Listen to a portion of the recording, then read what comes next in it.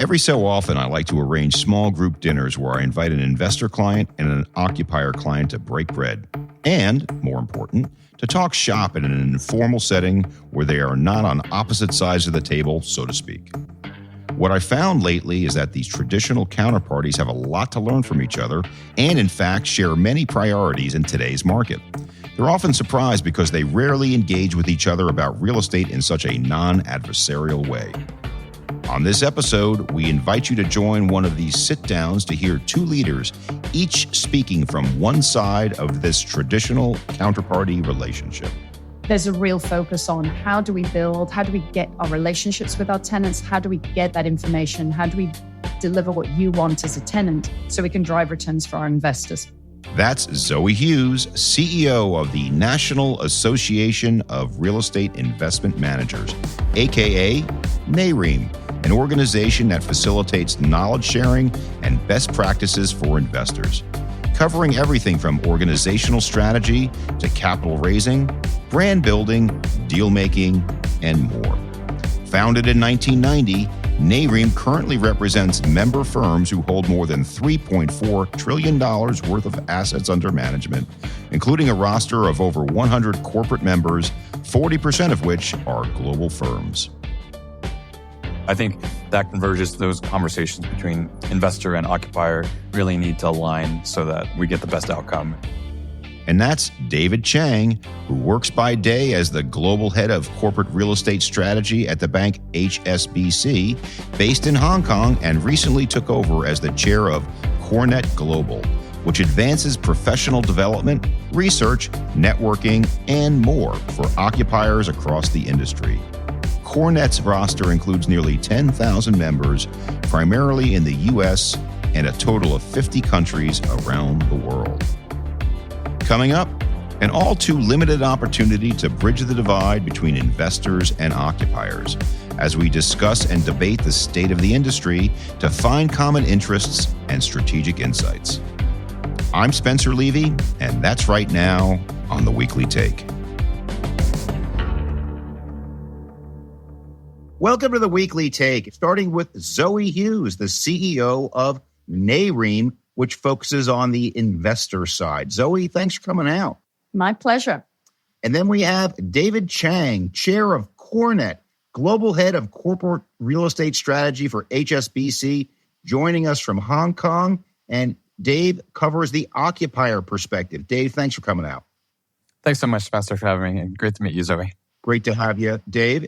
So there's very few spaces where investors and occupiers can just talk about what's happening in the market in a non-transactional way.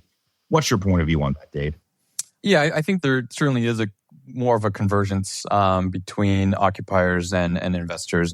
Some of it's anecdotal, some of it is just from my experience in the market. But I think what we're seeing here is a convergence of a few factors. One is from an occupier perspective, a lot of us are looking for more flexible, high quality, amenities-rich type of workspaces. With a tight labor market that we operate in, we've got to be able to attract and retain quality people, and real estate's one aspect to do that. Secondly, I think a lot of our organizations, especially the banking sector, which I operate in, we have very ambitious ESG goals. And that is to serve our regulators, and that's also just to do the right thing for our clients, customers, and people. So real estate obviously will play a big part in that. And then just lastly, and that's just part of our muscle memory, is the bottom line. How do we continue to manage our costs appropriately? So what we're seeing is certainly a flight to quality. Those assets that represent those three factors really come into play, and those are going to be attractive assets for occupiers to consider. So I think that converges those conversations between investor and occupier really need to align so that we get the best outcome. And some of those conversations we're having with investors are along those same lines. What do you think, Zoe? I agree that there's a real convergence and a real understanding that investors and occupiers really do need to work much more closely together. I do think ESG has really driven some of that conversation as well. As you've looked over the past decade, investors need to work more closely with the occupiers to really get to the heart of how do we push our ESG? How do we actually drive the NOI of our assets? energy usage, water usage. We need that data. We need to work with tenants. How are they using our assets? I think that's really helped bring some of those conversations together. But Dave, I totally agree. The flight to quality amenities. Investors are here to create their assets for you as an occupier. You are critical to our returns, to our value proposition, our operations. So that conversation is definitely much more fluid, much more in depth. There's a real focus on how do we build, how do we get our relationships with our tenants, how do we get that information, how do we deliver what you want as a tenant so we can drive returns for our investors. Absolutely agree. Now, Dave, you didn't use the term productivity, but I think that really has two components to it. One component to it is the doing it with less cost, but the other is doing it with better product. How do you see it, Dave? We've just gone through a 3-year program of reducing our footprint. So we've reduced our footprint by 43%, driving about $420 million in benefits in terms of sustainable saves to the bank, which was one of the larger cost savings initiatives. But I think rather than frame this as, well, this is reducing our cost base, this is great for all of us, the way that we're looking at it is, we're reducing our footprint, but we're relocating into better spaces for everyone. As we've gone through this big transformation, we've relocated a number of our sites, which were large floor plates and buildings that we had traditionally been in, and relocated to up-and-coming locations, high-quality buildings, but less space. So I think doing more with less is one aspect that we've been really looking at. And then secondly, is really starting to drive more accessible design. So when it comes to accessible refreshments, sensory rooms, Braille, just making sure that we're inclusive to all of our staff who come into the buildings, whether it's 2, 3, 4, 5 days a week. So allowing them to have access and be productive in a workspace that they enjoy being in is quite key. So I think over those 3 years that I mentioned, there's been a lot of very, very positive feedback in terms of what we've been able to provide, to the point that we've got enough data out there now that when we look at potentially investing more into our assets, what we're realizing is the marginal utility is diminishing. There's only so much you can really put into the building and provide the amenities that staff want. Any further investment, your utility starts to decrease over time. And so what we're finding is to generate that productivity, to generate engagement among staff, a lot of it has to do with leadership and management of our senior stakeholders. So that's a difficult conversation that we're trying to have. Real estate can get you so far. It's also the soft skills of your leaders in the organization that helps drive that productivity. This is not just about office design. This is not a siloed conversation about productivity. This goes to the heart of who you are, Dave, as an organization, of HSBC, of our member firms. This is about employee engagement, well-being. This is the core of what you are as a business. The fundamental value of your business is about your talent and your people.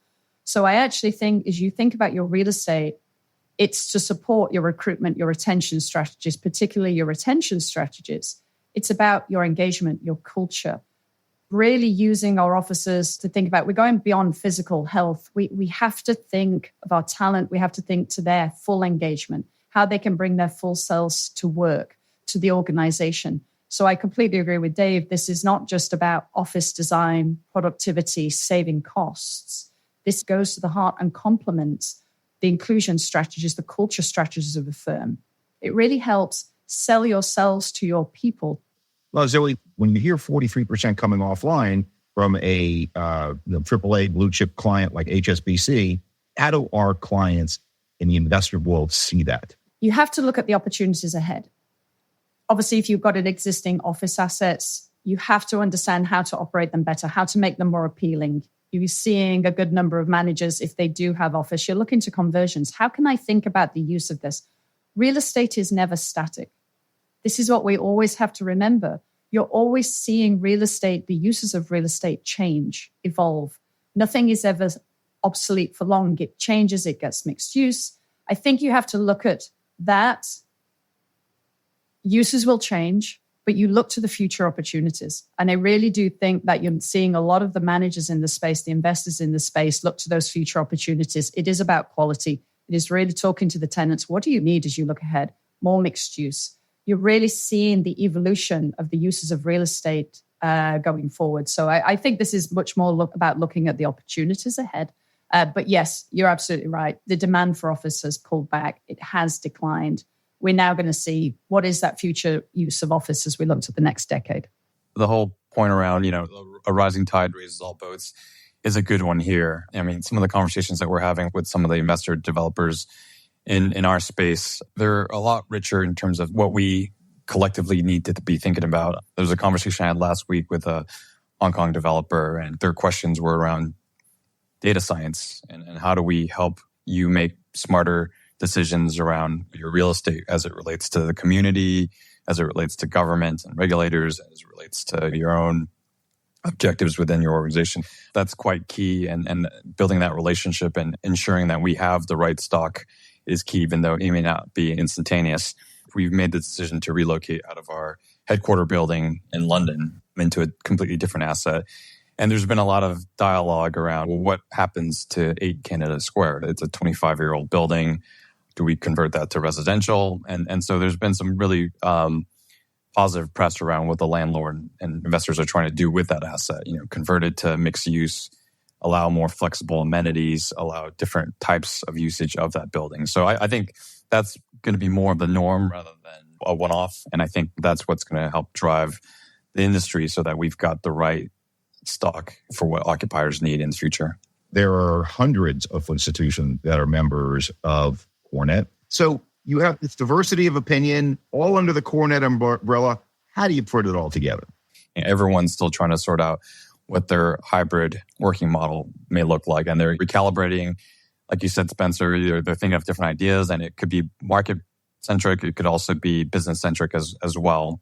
So how do we move away from that experiment and start to adopt sustainable practices that do make a lot of sense, where we're not constantly trying to rejig the real estate to reflect those changing demands? It does give us pause in terms of thinking, well, how do we make smarter investment decisions into our real estate when we put CapEx into buildings, when we start improving accessibility, driving more social events to the building? So I think all of that needs to come into play. It's really starting to get to the point where we realize the small stuff does matter to our staff. And sometimes just an incremental change could also yield quite a lot of benefit to our staff. So understanding that business dynamic, understanding what the voice of the customer is really, really key for us. And I think that's what it comes down to, Spencer. Dave, can I ask in terms of how do you balance those generational differences? Because one of the wonderful things that we've got within all organizations at the moment is you've got a vast array of different generations. Your executive senior level, you're starting to come in with your Gen Z generations as well. They want very different things from their workplace. And so you're having to really pivot your design, how you actually develop space, the use of space. How do you actually balance those very different generational needs and desires or aspirations? It's a difficult one. When you were asking the question, I was kind of chuckling to myself because last week I saw someone in the office in shorts. And that's the first time I've seen that happen at a bank. It's always been traditionally your suit and tie, maybe not ties anymore, but at least a suit. But it is part of the generational changes and more flexible working environment.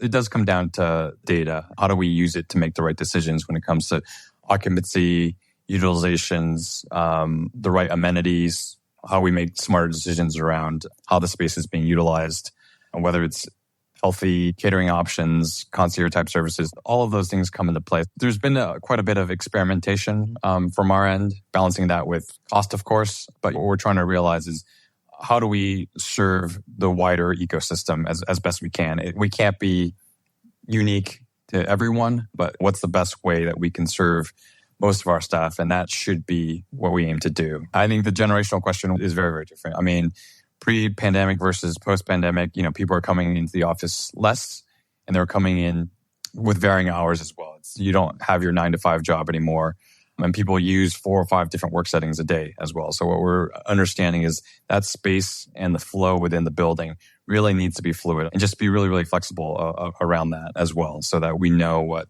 works for groups and what may not. When we look at this from the investor's perspective for their own organizations, one of the things we're finding is that there is a real need to bring people back into the office, not necessarily for 5 days, but for culture, for 3 or 4 days. Particularly, that culture is so critical to build. That's one of the challenges I do think with hybrid working, especially when teams are fully remote. How do you build that culture? How do you build that team spirit, that entrepreneurial investment spirit where you are a team, you're very collaborative. A lot of real estate investment managers are actually very small teams. At best, some of our biggest members have 350, 400 people.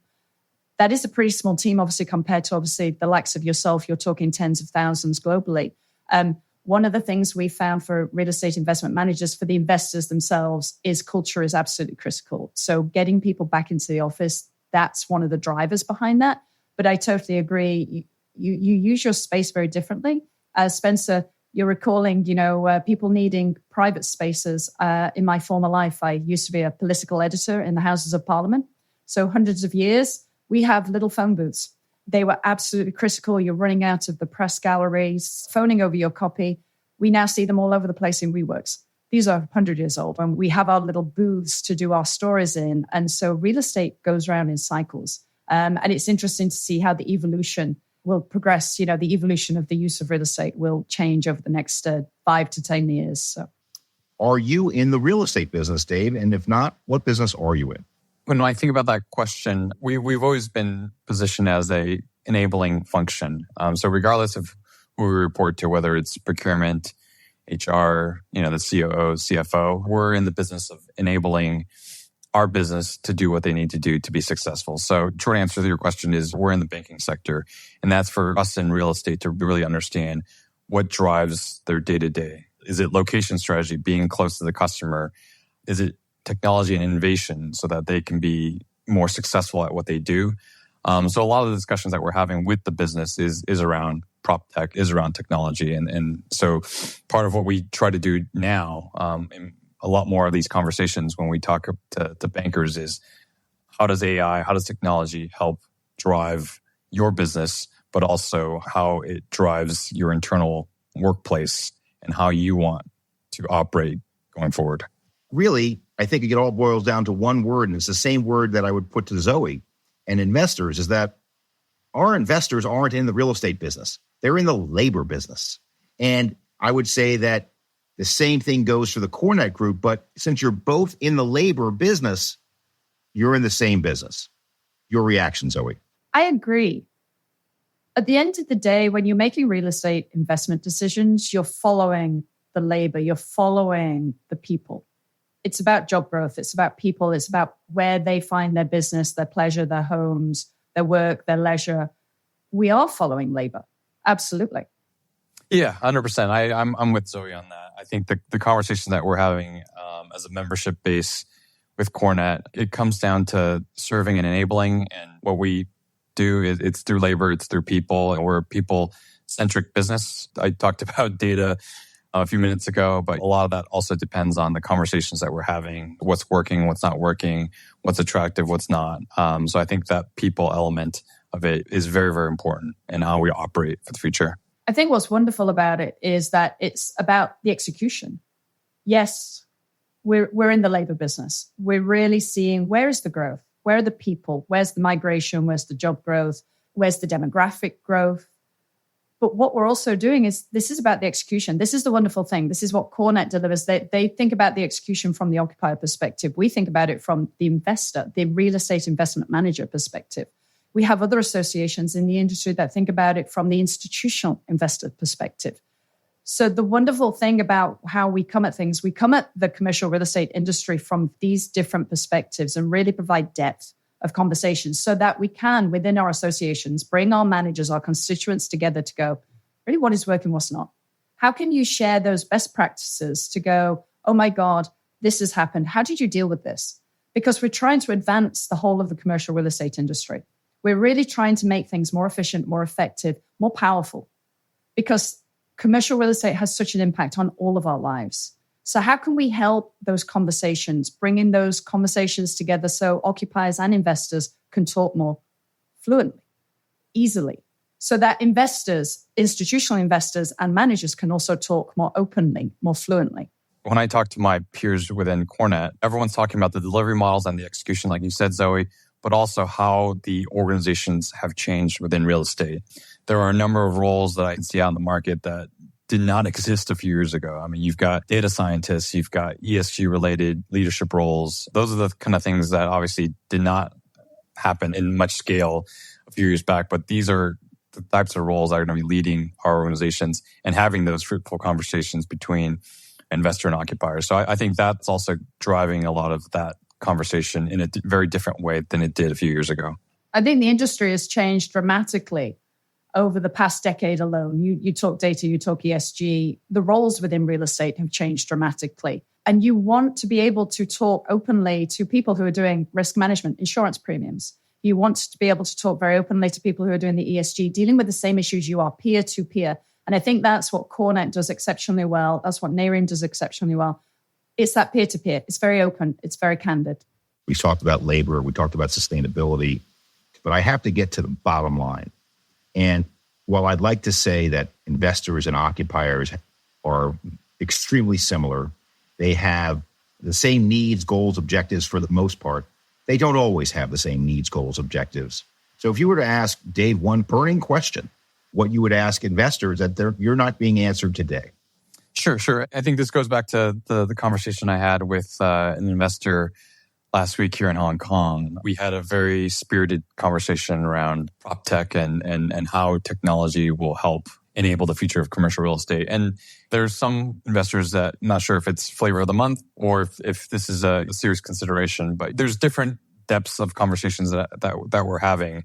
I was just curious, I guess, from Zoe, from your organization's perspective, what type of role do you think that's playing? Is it more of a long-term play with a lot of your membership base, and how are they looking at essentially where the industry is going? I think data is playing a huge part as managers kind of look to their future. What type of manager are we in the future? We're really focused a lot on our operations, how we obviously deliver those returns to the institutional investors. Data is a critical part of it. Real estate has not ever been known to be embracing technology. It's a bit of a laggard when it comes to the tech side. Getting our hands around the data is absolutely fundamental to really understanding how can we drive NOI, how can we drive performance, how can we drive efficiency. And this kind of goes to my question to you, is often the bottlenecks on the data is the tenant. The tenants won't give the managers the data. I'll highlight ESG, energy usage. We need to understand how you're using energy in order to be able to really drive our side of the energy equation. So how can we get access to data that is proprietary for you, or perhaps not of a bigger concern? Something that is a huge line item for an investment manager, such as energy, could be 70% of the costs, but for you is a very, very small percentage of your line item. And it's those challenges, I think. So I do think data is absolutely critical.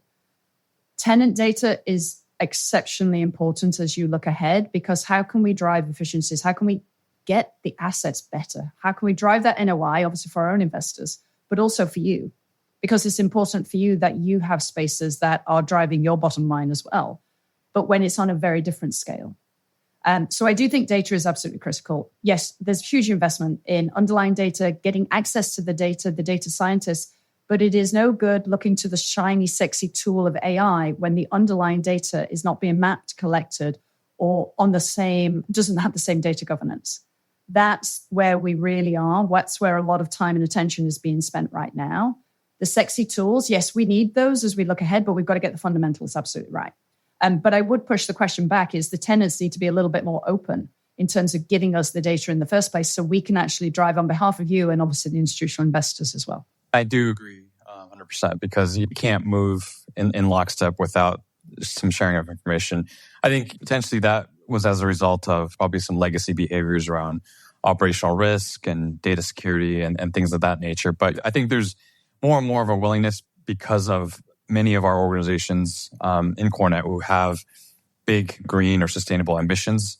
And in order for us to achieve that, given that buildings have such an impact on those ambitions, you've got to be very, very smart around how you share your data with your ecosystems. And that's landlords, it's developers, with tenants as well.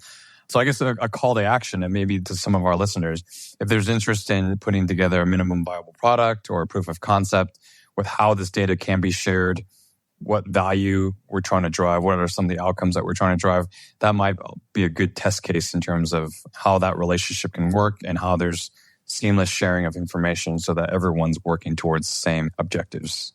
What I would say is that as you look to the future of where you're going to get your returns from in real estate, it is very much about the operations. Where does that value creation come from? We look at the markets, we look at interest rates. The value is not just on the buy anymore. It's not just from financial execution. You have to operate your assets. You've got to drive that NOI. You've really got to push the operational performance of the assets.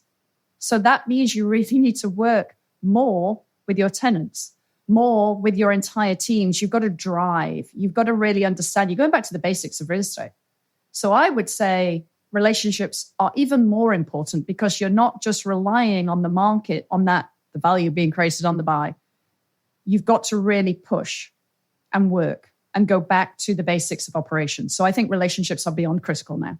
Let's just talk about the economy, big picture, and how it's impacting our points of view. Is this a tenant's market? Is this a landlord's market? I think it was clearly a tenant's market for quite some time. But are we past that world of landlord versus tenants market and just having a market where landlords and tenants need to work more jointly? Zoe? I do think so.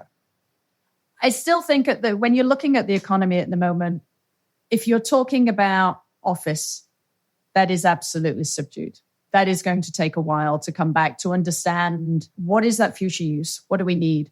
But as you look to other property types, because it is property type dependent, you really can't just bucket the whole of commercial real estate into one. Is this a landlord market or is this a tenant market? But I do think on the office side of things, tenants do have more leverage at this point in time. But I do think you're starting to see the realities of there's going to be a more open relationship, I think, between tenants and landlords as to what do we want? What do we want from this use of space?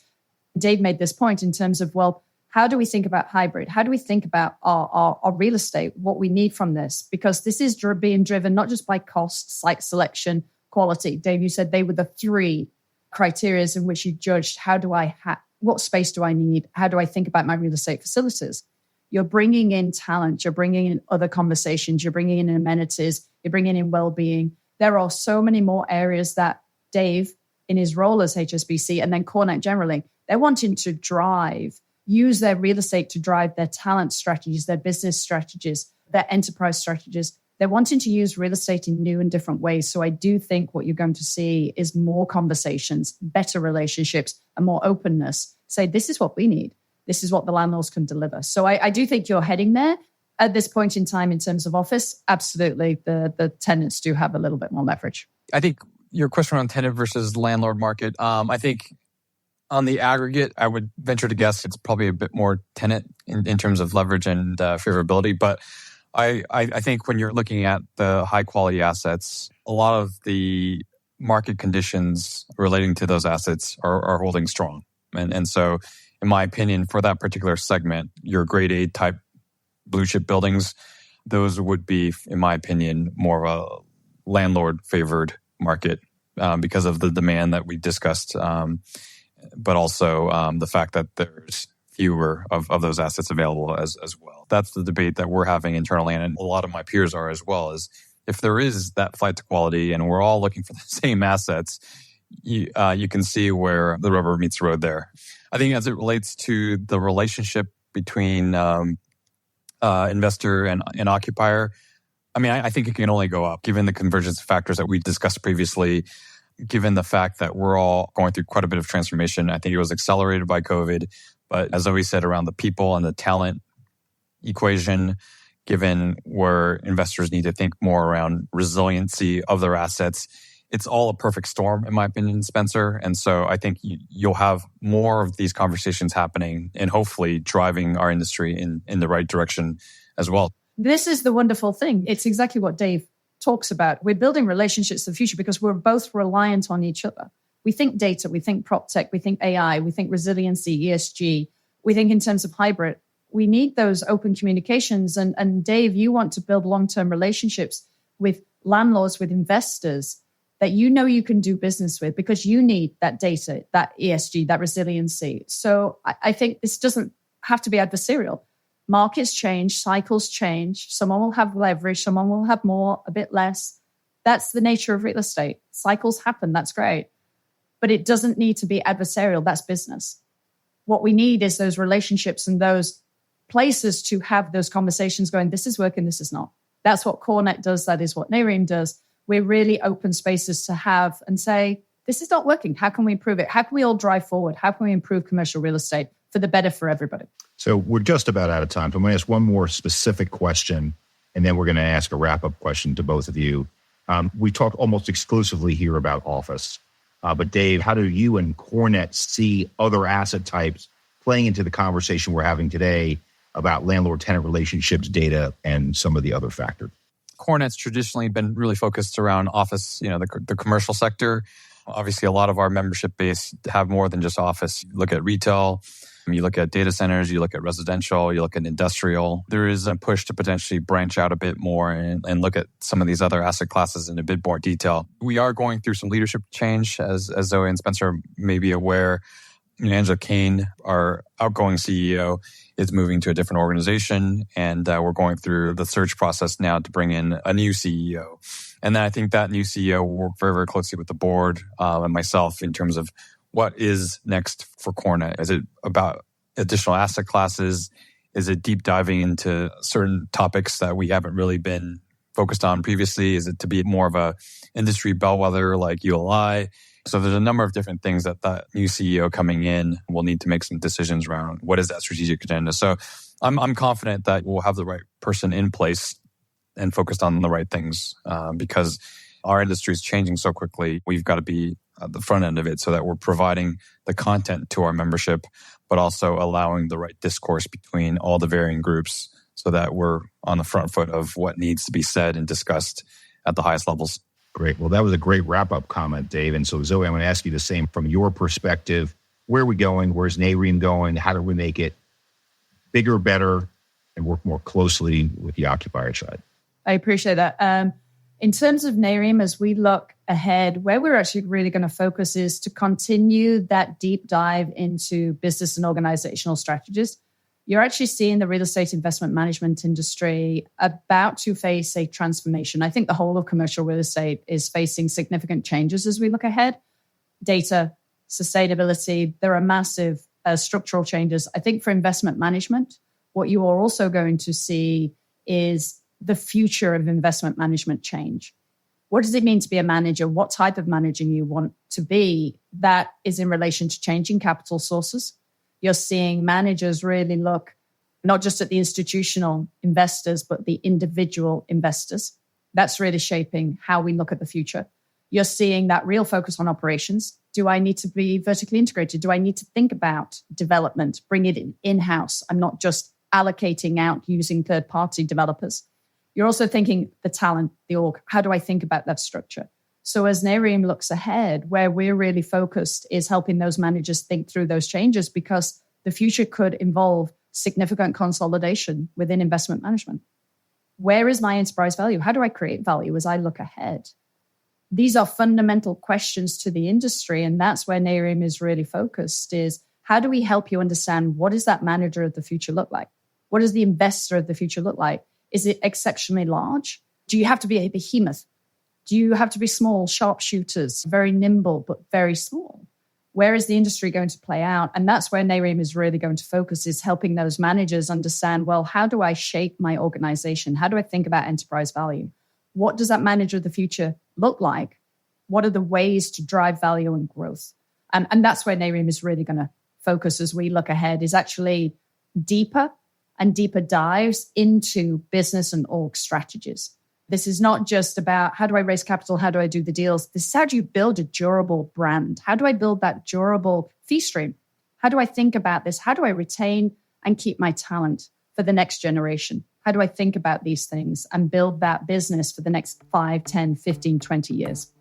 On behalf of the Weekly Take, what a terrific discussion today about investors, about occupiers with two of the leaders of the entire industry. starting with Zoe Hughes, CEO of NAREIM. Zoe, terrific job, and hope to see you again in person soon. Spencer, thank you so much for having me. It's been a real pleasure. And then David Chang, the chair of CoreNet, global head of corporate real estate strategy, HSBC, joining us from Hong Kong. Dave, terrific job. Thanks so much, Spencer. Really enjoyed it. And happy to do this again with Zoe at another time. Absolutely. For more on the ins and outs of the industry today, please visit our website, cbre.com/theweeklytake. You can subscribe, rate, and review the show there or wherever you listen. You can follow us on LinkedIn as well. We also encourage you to reach out with feedback, to post questions, or to suggest topics for the show. The best way to do that is by using the Talk to Us button on our homepage. We'll be back next week with a glimpse of the future. We'll start to dive into aspects of CBRE's new report, Shaping Tomorrow's Cities. We'll feature a series of episodes about compelling places and forward-thinking approaches that are, well, shaping the cities of tomorrow. So join us in Austin, Texas, a state capital that's been heralded as a developing destination, and more in the weeks to come. For now, thanks for joining us. I'm Spencer Levy. Be smart, be safe, be well.